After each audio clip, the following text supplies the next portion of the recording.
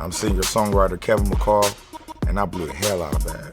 Leave them on, cause I like my women tall. You gotta have my mind, you're hotter than the sauna. I wanna put them clothes off your body like a banana. Okay, so growing up, I always was an entertainer and everything, but I was always a student athlete. So after college football, I came out here, I didn't have no workers experience. It was hard for me to get a job. So, I had to fake and fill out some, paperwork for it sometimes and stuff. So I was working at Abercrombie and Fitch, and I also worked at my uncle's tax company. And you would have thought, I would have learned something about taxes working there all them years, but it was seasonal. I didn't learn much. And the whole time I was working at Abercrombie, I was trying to get fired on purpose because I just needed the money for gas. So I don't really have any formal training on like the music business, how to get into it, how to get in the right rooms with people, so I kind of just jumped right into it. It was the era of MySpace. So whenever I would look up credits in the album, I'll look up who the writer was or whatever. Found a couple writers, moved back out here from college, said, look, screw the NFL. I met these guys in the studio. One guy ended up writing for Rihanna and Chris Brown, and his name was Merritt. I found Merritt online. He introduced me to Chris Brown. He had wrote for Rihanna and people like that, so I was like, man, teach me how to get in this music game. Teach me how to, really figure out how to, put this talent that I like to do naturally and get paid for it. Also, I met Chris Brown through my frat brother who was a crumb dancer named Big Miho. At the time, it took like 2 years to really actually get music done because I was just a guy hanging in the background, just kind of trying to make the vibe come together. I just remember finally actually doing a song with Chris Brown after hanging around him for like a whole year and not doing a song. Finally got some work done, so I was like, this is it. It's actually gonna work for me. Told the people at my job, they didn't believe me. So I stopped showing up to work. Once I finally made an actual song with a legit artist, I was like, this is it. I don't gotta work at this tax company. I don't gotta work at Abercrombie. I was tired of sleeping on my mom's couch. I remember just going in and letting my uncle know, and he was like, it's cool. He supported everything. I let him know at Abercrombie, I'm finna go pursue my career, this and that. And they was like, you'll be back, Kev. Like, we don't believe, they just didn't believe me. They really thought it was a joke. Like, as soon as it came on 106 in Park, you know where I went. I had to go right back to the mall and say, how y'all doing? Yeah, it's me. Chris Brown called me and like, look, this song is going real good. We about to do the video. I only got a check for $10,000 at that time. So you know what I did with that? I spent that up in no day. Tried to get a whip, some dumb shit. But when I finally got a check from Deuces that was over 6 figures, I opened that mug up. It was like, I got the mail like I always used to. I used to write songs in my grandmother's driveway. I'm sitting in my auntie's Jaguar because I didn't have my own car at the time.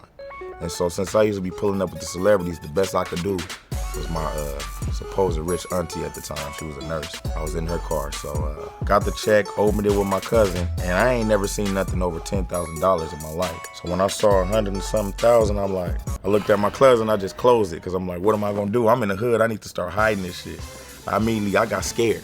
I didn't even get happy. I'm like, where I'm gonna put this shit? $100,000, what do I do? Like, and I didn't tell nobody. I kept it a secret because honestly, I had never seen that much money, didn't know what to do with it, didn't know where to start. The most I had ever paid for rent at the time was like $300 when I was at Washington State. So I couldn't even fathom really before that. It took me almost losing my family to realize, okay, something's not right. I had a 4-bedroom house in Woodland Hills, and my child's mom at the time had to pay the rent. I'm thinking I'm broke, not knowing I got checks coming from here to here, on this tax ID number, all these things that I'm more familiar with now. And if I knew them then, I probably could have saved my family, but I knew I blew the bag when I had to move back into my parents' house for like a week. Just that whole time period was the most embarrassing time, a very difficult time. And it was a time where I really had like a mental breakdown, like under all the pressure. And it was really funny to me when people talk about supporting people in mental health issues and things of that nature. And it's like, even though I exhibited those behaviors, people never really reached out to try to help. I was on Shade Room and all of my business was out in this Front Street. It made it even harder on my mental and I almost crumbled to the pressure. And then I don't know what it was, but one of them royalty checks came in again. Praise the Lord. Another little $10,000 or something just to get me back started. I got me an apartment, then I lost that apartment. I was back on my grandmother's couch again. And that's when I thought it was really over. I had to really sit back and say, okay, well, where's the money coming from? Like, how do I get paid? What is this this quarterly thing? Like, how do I manage that to where I could survive? How do I get health care? I have a toothache and I need to go get work done. How do I get this stuff done? So I just started learning how to take care of yourself. When you come from being a football player or a jock, as they say, you get addicted to attention. You get a high off of that fan and that crowd, cheering for you and stuff. So then once you leave that, you start chasing that high. Once you get it in music, once you get your first hit, why do you think they call it a first hit? It's like that first hit. You get addicted. What's going on with me now is I'm really focused on my family and my children. I got a new album coming out dedicated to my daughters. So I'm just trying to do me. It's your boy Kevin McCall. I blew a bag, but like they say, you're never a millionaire until you lose your first million.